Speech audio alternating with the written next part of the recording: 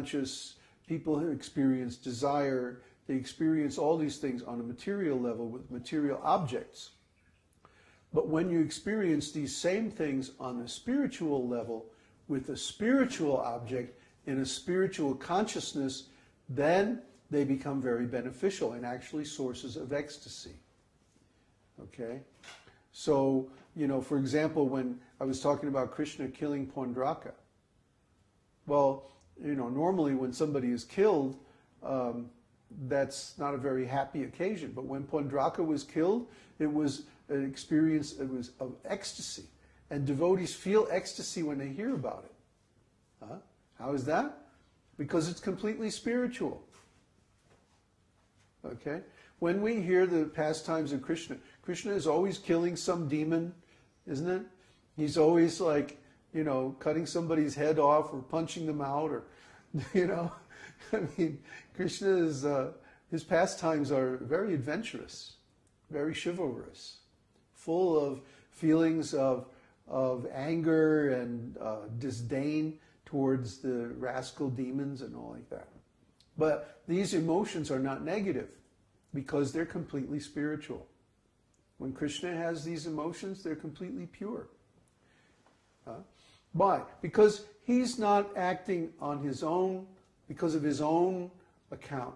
He comes to this world to kill the demons and protect the sadhus. Paritranaya sadhunam, vinaya cha dushkritam. That he kills the demons and protects the devotees. That's why he comes to this planet. So when he feels these emotions, they're completely pure, because they're out of love for his devotees. Try to understand Krishna's character, or the character of his devotees. Just like when I yell at these boys because they haven't understood or haven't remembered some teaching, right? Am I angry at them? No, not really. I care about them. I want them to learn this and learn it well so that they can also become self-realized. So if I yell at them, it simply is encouraging them to learn this. That I expect them to learn it. I want to hear them rattle these things off. I want them to know it as well as I do.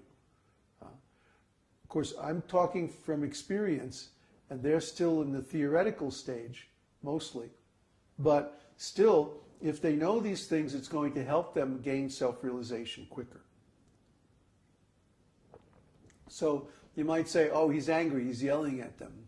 But no, I'm not really angry. I just want to see them become advanced.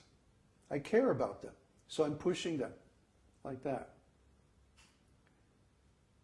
Question from Mike. Mm-hmm. Will we experience cintā, anxiety, right up until self-realization? More and more. Because it seems until that point we will always have non-attainment of our desired. That's right. And that feeling grows and grows. The closer you get to self-realization, the more cintā you have. Mm-hmm. Yeah, because you want it more and more. What's that other one? Amarsha? Autsukya. Ardent desire. Yeah, this just grows more and more the closer you get. In fact, this desire is the cause of attaining self-realization. This anxiety, that, oh, I've been trying all these years and I still haven't got it. Hey, you know, this only grows more and more. I mean, really, I run into devotees, and this is always shocking to me. They say, I've been chanting Hare Krishna X number of years, and I'm not any more advanced than I was like 20 years ago. And every time I hear this, I go, like, what have you been doing? See? And I know what they've been doing. They've been in some organization, and they've been engaging in politics instead of devotion. See? I know what they've been doing. They haven't allowed themselves to feel this anxiety that, oh my God, I've been doing this all this time and I'm still not self-realized. This should like keep you up nights, If you can't make any advancement, there must be something terribly wrong. But why can't you feel enough desire? Why can't you feel enough frustration to do something about it? That's the difference between me and my God brothers. I was going along in the same organization, right? But I couldn't let myself just sit there and engage in politics and raise money and think, everything's all right. I had to arrive. I had to make it. I had to get realized. I couldn't stand just sitting there and not making advancement. I couldn't let myself do it. And I'd keep shaking things up. I'd keep destabilizing the situation until I found a way to make advancement. I wasn't just content. I wasn't going to crystallize. I wasn't going to rest. I wasn't going to stop. See? That's the difference. If someone allows themselves to feel these transcendental emotions, even if they're uncomfortable, that's all right. Because they give you the basis to advance more and more. Now, don't be comfortable. Don't let yourself become dry. Keep growing. Keep advancing. Keep feeling that anxiety. Oh, I haven't made it yet. I have to do something. I have to change. I have to grow. That's the thing. Don't ever become complacent. Next question? No more questions? I have one question. What now? The Vyabhicari-bhava harsha, which is jubilation from seeing or attaining one's desired object, and the symptoms are madness, horripilation, bewilderment, like that. Why is that not a sattvika bhava? Harsha? Yeah. Like madness. Well, actually, madness and these other symptoms, they are sattvika bhavas. Or in some cases, sancārī-bhavas. Let me see, where is that? Okay.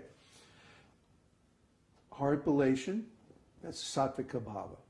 Perspiration, tears, those are sattvika bhavas. Blossoming of the face, that's a sancārī-bhava. Impassioned outbursts, madness, that's a sancārī-bhava, not sancārī-bhava, anubhava. Inertness, anubhava. Bewilderment, anubhava. So it's like a mix of things? No, try to understand, all these things are related to one another. See?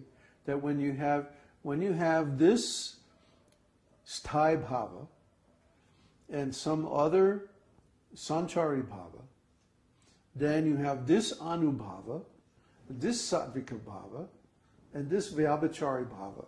They're all in combination. See? And there are harmonious combinations and unharmonious or disharmonious combinations. And this is also discussed very elaborately in the Nectar of Devotion, right at the end. And there's a whole section on this. Actually, if somebody knows Sanskrit, I always ask them, can you translate the complete Nectar of Devotion into English? Why hasn't anyone done it? I don't know why no one has done it. Well, for one thing, it's big. It's very extensive work. It would be like 3 volumes, at least. What we have in the Nectar of Devotion is just a summary study. The actual thing is much more elaborate. And there are many, many quotations and examples to back it up and so on. Each one of these Vyabhicari-bhavas, for example, has like 2 or 3 examples, shlokas from Shastra. So it's extremely elaborate, very complicated. Like I said, it's going to take centuries to fully absorb all this culture. Even in India, it hasn't been fully absorbed, because this is the contribution of Lord Chaitanya through Rupa and Sanatana Goswami. And it's so extensive and so deep, so complex, that it's going to take centuries to culturally absorb it. We've only begun the process. But to be self-realized, you have to master this rasa science. Most of the other lineages of Vaishnavas, they specialize in one particular rasa or bhava. So you try to understand. But Lord Chaitanya experienced the whole spectrum of different bhavas. See? And the pastimes of Lord Chaitanya are just one different bhava after another after another. So, just like an ocean. That's why it's called Bhakti Rasa Amrita Sindhu. Sindhu means ocean. So even we're going through and extracting these terms from the Reader's Digest version, But to really understand the whole thing, you have to make it into a matrix and see how all the different parts could possibly be connected with one another. I think there's a danger of elementalism in trying to understand these things without realization.